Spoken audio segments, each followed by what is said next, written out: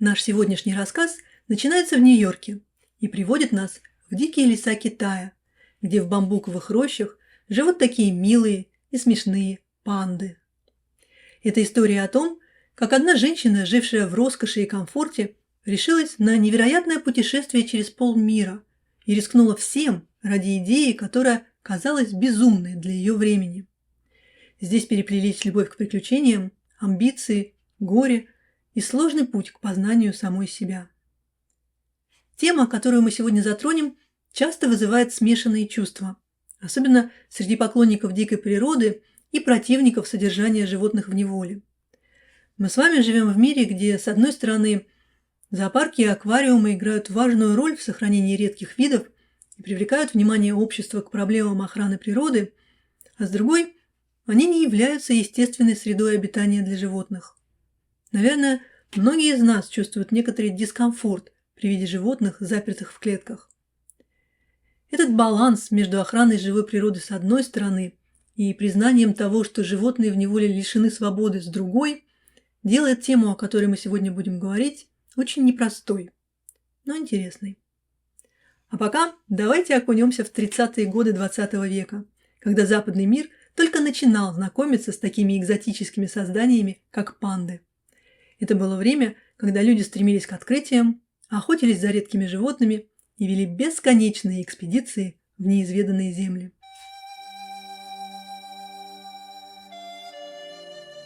В начале 20 века найти за пределами Китая кого-то, кто знал бы о пандах, было практически невозможно. О них ходили легенды с 1869 года, когда французский миссионер и натуралист Арман Давид в провинции Сычуань впервые увидел убитую панду, принесенную из леса охотниками. Он писал: «Я не видел ничего подобного в музеях Европы, и это едва ли не самое прекрасное животное, которое я когда-либо встречал. Возможно, оно окажется неизвестным науке зверем». Шкура этой панды отправилась во Францию. В США первыми привезли 2 панд, убитых сыновьями бывшего президента США Теодора Рузвельта во время их поездки в Китай в 1929 году. Эти панды, хоть и привлекли внимание прессы, сделали это главным образом потому, что их убили сыновья бывшего президента. Настоящий же интерес к этим загадочным животным возник благодаря одной смелой женщине и одной живой панде.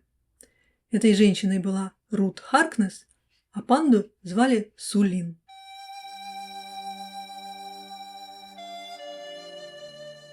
Рут Элизабет Маккомбс Харкнесс родилась 21 сентября 1900 года в Титусвилле, маленьком городке в штате Пенсильвания.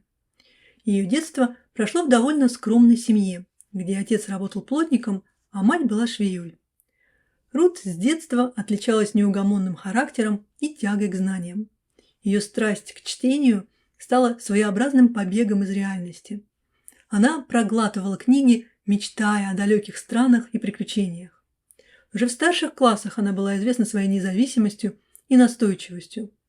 В выпускном альбоме под ее фотографией было написано: «Стать другом Рут непросто, но если вдруг повезет, то понимаешь, что она тот друг, которого стоит иметь». Эта фраза удивительно точно описывает ее сложную натуру, полную, однако, тепла и дружелюбия. Окончив школу, Рут поступает в университет штата Колорадо, но быстро разочаровывается в академической жизни. Спустя несколько месяцев она бросает учебу и отправляется на Кубу, где пробует работать учителем английского языка. Но и эта работа не приносит ей удовлетворения. Она словно чувствовала, что ее настоящее предназначение где-то далеко, за границами привычного мира. В ревущие 20-е годы Рут переезжает в Нью-Йорк, имея всего $25 в кармане. Здесь она устраивается на работу дизайнером одежды, создавая или, скорее, копируя наряды, вдохновленные последними веяниями парижской моды. Это был период, когда город кипел жизнью. Джаз звучал из каждого кафе, а вечеринки продолжались до рассвета. Рут полностью погружается в этот мир и становится частью светского общества Нью-Йорка. Друзья восхищались ее умом, остроумием и способностью мгновенно завоевывать симпатии окружающих. Именно здесь она знакомится с Уильямом Харкнессом-младшим, которому суждено было стать ее судьбой. Билл был полной противоположностью Рут. Он был тихим, сдержанным, но чрезвычайно образованным молодым человеком, который закончил Гарвардский университет и унаследовал небольшое состояние. Он много путешествовал по миру и знал несколько языков. Их союз был построен на контрастах, но именно это делало их отношения такими крепкими. Вместе Рут и Билл мечтали о дальних странствиях, проводя долгие вечера за чтением книг и изучением карт. Они планировали совместные будущие путешествия, о которых большинству людей можно было только мечтать. В 1933 году Билл отправился в свою первую экспедицию за редкими животными. Он поехал в Индонезию за комодскими драконами. К большому огорчению Рут она не могла к нему присоединиться, потому что партнеры Билла по экспедициям были против участия в них женщин. Несмотря на всю любовь мужа, пробить этот стеклянный потолок клуба Boys Only у Рут не получалось.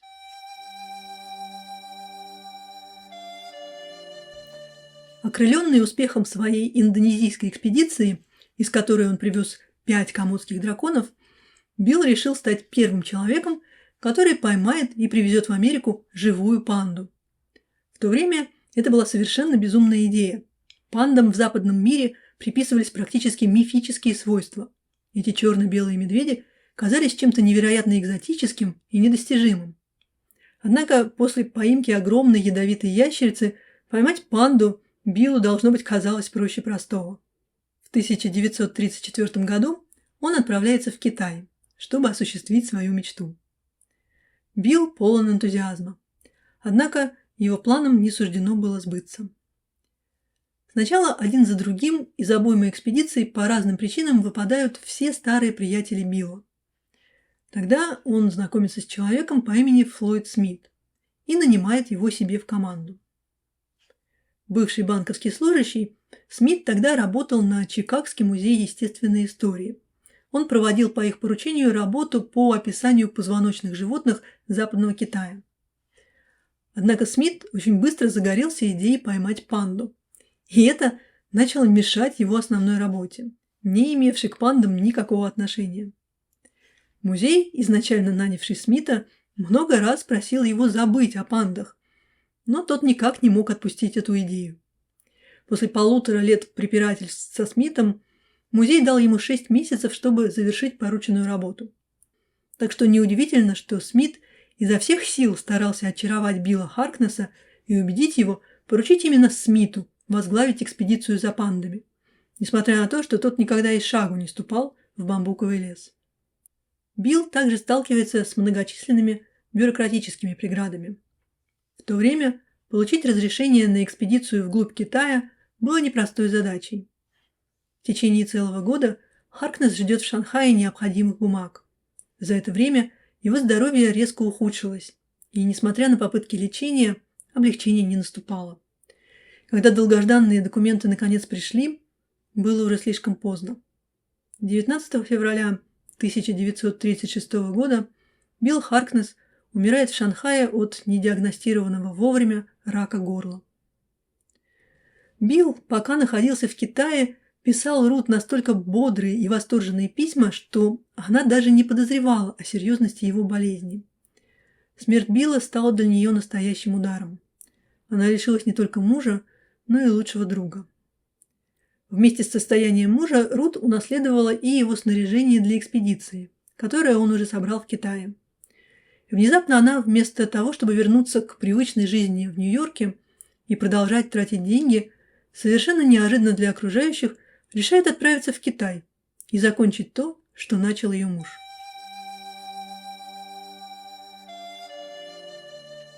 Когда Рут объявила друзьям и знакомым, что собирается отправиться в Китай, чтобы поймать панду, многие сочли ее решение безумным. Это был по-настоящему отчаянный шаг для женщины, привыкшей к роскоши и комфорту, которая открыто признавалась, что предпочитает такси пешим прогулкам. Однако Рут была настроена серьезно и в разгар охватившей Америку Великой депрессии отправилась в Китай. Отличительной особенностью экспедиции Рут стал ее подход к организации.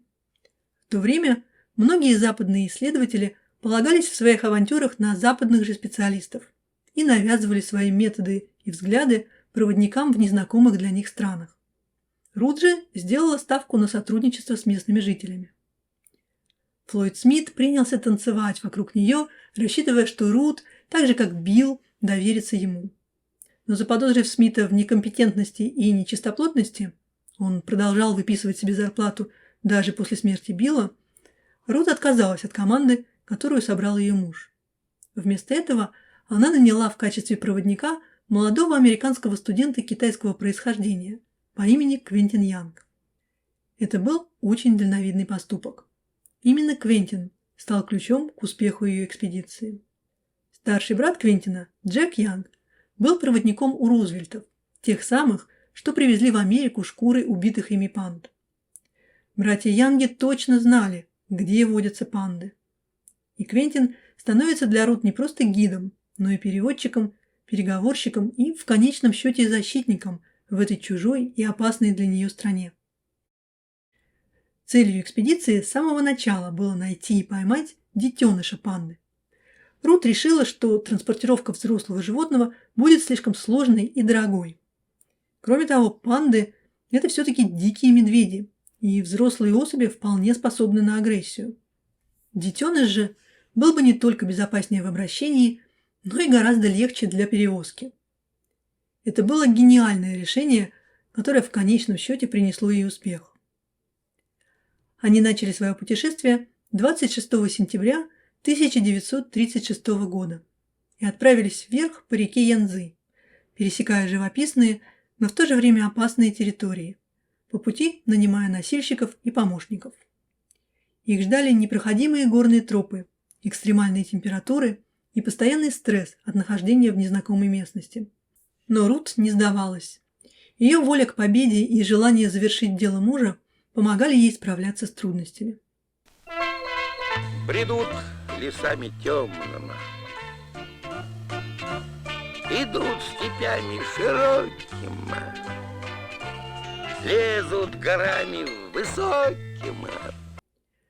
Несмотря на свои светские привычки, Рут с удивлением обнаружила, что вполне способна преодолевать физические трудности. Она, отказывавшаяся в Нью-Йорке пройти лишний квартал пешком, если можно было поехать на такси, теперь проделывала по 45 километров в день в китайских джунглях. Порой, когда она уставала, носильщики сооружали для нее импровизированное кресло-гамак. Однако большую часть пути она все же преодолела самостоятельно, сменив модные платья на перекроенные походные штаны мужа. В ноябре, когда группа достигла высокогорных районов, к ним присоединился пожилой тибетец по имени Лао Цзан. Он услышал, что женщина с запада ищет панд, и предложил свою помощь. Лао Цзан и его зять повели экспедицию в бамбуковый лес, где, как они утверждали, водились панды. Готовясь провести в лесу не меньше полугода, экспедиция разбила сразу 4 лагеря. Однако всего через несколько дней после прибытия в лес в чаще послышался шум, а затем раздался выстрел. В тот день на горы спустился такой густой туман, что сложно было разглядеть собственную руку. Еще в начале экспедиции Рут однозначно запретила своей команде стрелять в панд. Но в тумане было сложно понять, что происходит. В своих письмах к подруге Рут позже писала, что в тот момент была ужасно напугана. В Китае в то время было неспокойно из-за частых восстаний, и во время пути им приходилось встречать солдат и других подозрительных личностей. Так что было непонятно, то ли на экспедицию действительно напали, то ли кто-то, вопреки ее запрету, все-таки убил панду. Тогда Квентин Янг отправился на разведку и обнаружил в дупле дерева маленького детеныша панды. Посчитав, что кто-то, вероятно, застрелил его мать, Квентин осторожно достал его из дупла и принес Рут. Этот момент стал настоящей кульминацией их путешествия. Пойманный медвежонок был мужского пола, однако до самой своей смерти ошибочно считался самкой.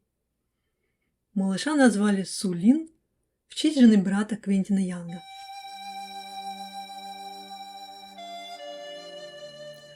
Рут не имевшей никакого опыта обращения с детьми, пришлось стать для маленькой панды родной матерью. Никто в мире тогда не знал, как заботиться об этих малышах. Рут действовала буквально по наитию, выпаивая детеныша детской смесью из бутылочки. Когда Рут вернулась в Шанхай, перед ней встала новая проблема – как вывести панду из Китая. На таможне животное задержали, и корабль, на который Рут заранее купила билеты, ушел без них. Но сдаваться она не собиралась. Проведя ночь вместе с пандой на таможенном складе, на следующий день Рут добилась разрешения на вывоз животного, пусть и с некоторыми бюрократическими хитростями. Панду записали в документах как собаку. Взяли мзду в размере $20, и Рут с контрабандным малышом отплыли в Америку на следующем пароходе. Путешествие через океан превратилось в настоящее шоу. Рут плыла на роскошном лайнере, и Сулин была ее постоянным спутником. Она буквально не спускала малышку с рук. Пассажиры на корабле были в восторге от возможности увидеть панду так близко. Сулин стала настоящей звездой, и новости о ней распространились по всей стране. Рут брала ее с собой повсюду – в рестораны, на вечеринки, в такси. Когда Рут и Сулин прибыли в Нью-Йорк, их встречали толпы журналистов и фотографов. Америка, переживавшая Великую депрессию, радостно принимала истории о приключениях. Однако отношение к женщинам-исследователям было по-прежнему неоднозначным. Рут стала первой женщиной, посетившей престижный ужин клуба исследователей, в который входили исключительно мужчины. Вот только формально в качестве почетного гостя туда пригласили вовсе не Рут, а Сулин.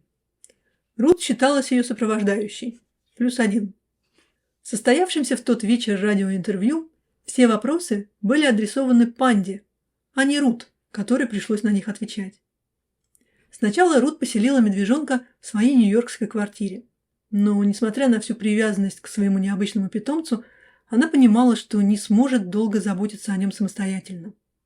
И Сулин была передана в Брукфилдский зоопарк в Чикаго, где быстро стала самой популярной его обитательницей. В один из дней более 53 000 человек пришли в зоопарк, чтобы посмотреть на такую экзотику.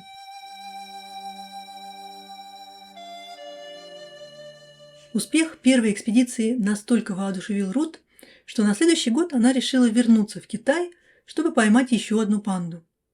Скорее всего, она рассчитывала на повторение прошлогоднего сценария. Однако на этот раз все оказалось не так просто. Прибыв в Китай, Рут обнаружила, что пока она была в Америке, Квентин Янг женился и больше не мог сопровождать ее в экспедиции.